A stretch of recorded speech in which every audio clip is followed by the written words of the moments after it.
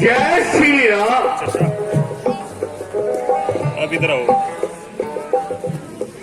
कुर्सी सीधी रखे।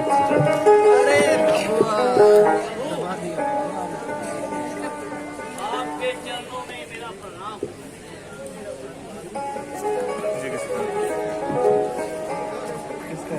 प्रभु, मुझ दासी को स्वीकार कीजिए। ठहरो सीते, तुम्हें मुझ तक पहुंचने के लिए अग्नि में से प्रवेश होकर आना पड़ेगा। मैं तभी तुम्हें स्वीकार करूंगा। प्रभु,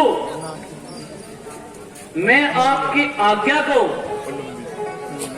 मन वचन कर्म से स्वीकार करती हूँ।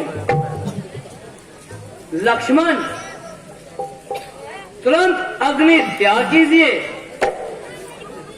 नहीं नहीं मां जानकी,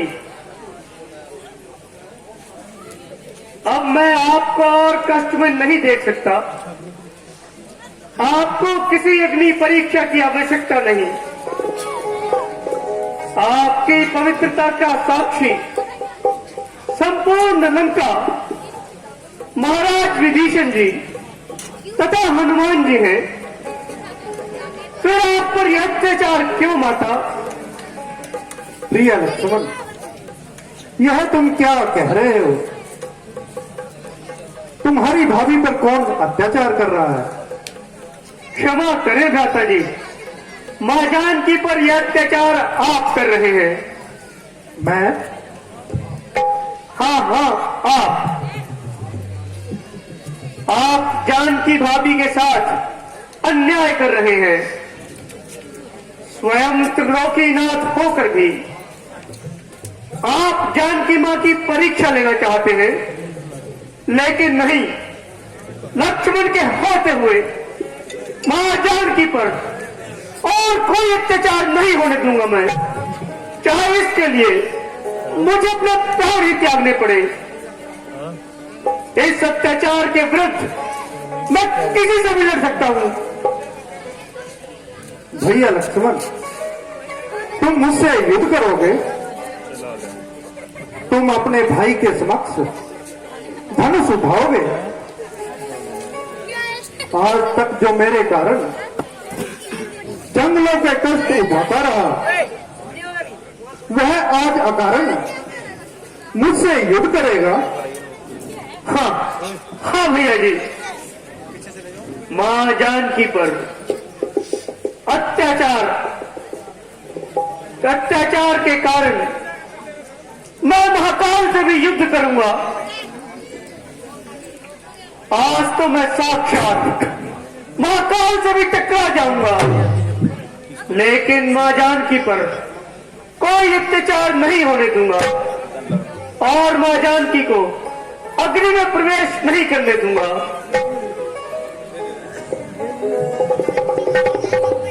लक्ष्मण, यह बात है,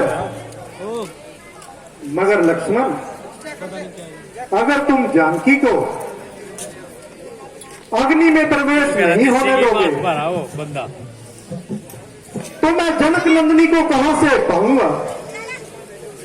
बस भैया, मैं यह कैसे मान लूं कि जनक नंदिनी अग्नि में प्रवेश होकर भी सकुशल आप तक पहुंच सकती है? जनक नंदिनी आपके सामने खड़ी है, आप इन्हें स्वीकार क्यों नहीं करते भैया?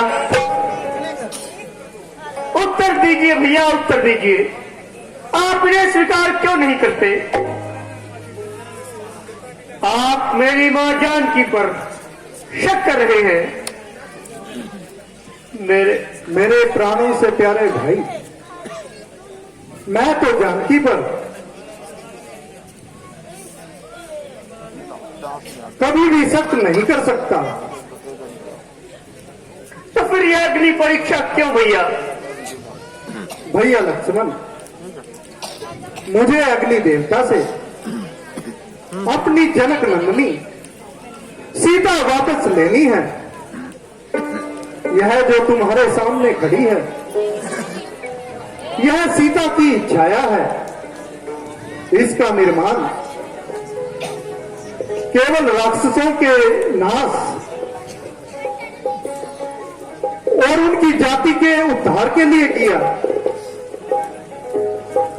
लेकिन भैया, यह बात आपने मुझसे क्यों छुपाई?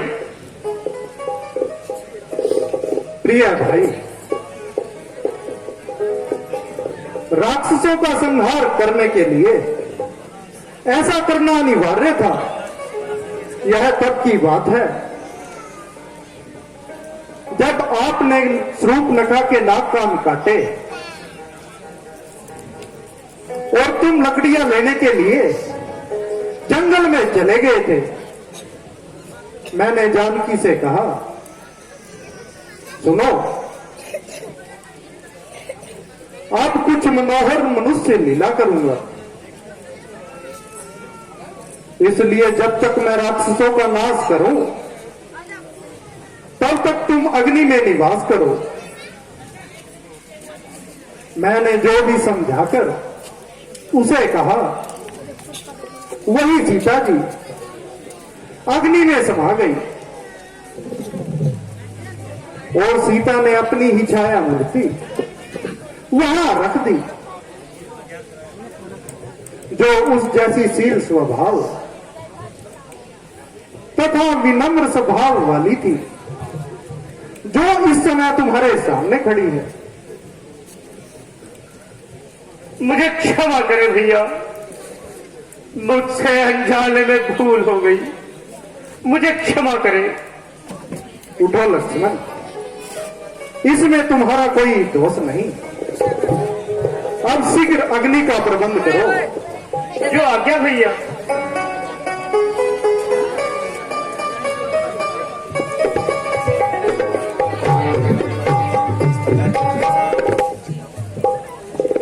भैया जी, अग्नि द्वार का निर्माण हो चुका है।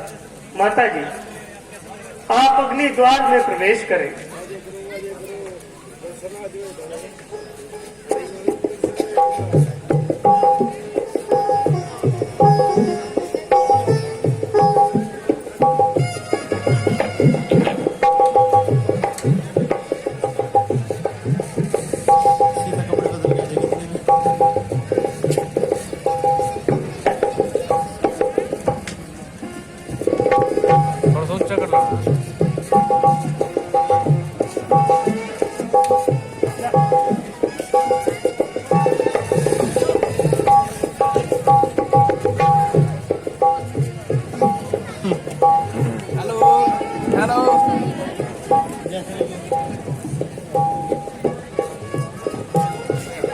प्रभु राम के चरणों में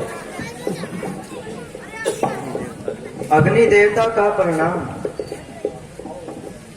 ये देव, अभी लक्ष्मण से तुम्हारी ही चर्चा हो रही थी। प्रभु,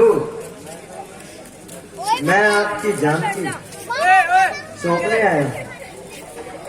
वो हमारे पास अमानत रूप में थी। हम आपके आभारी हैं देव। आपने बहुत कृपा की और इस लीला में हमारा साथ दिया।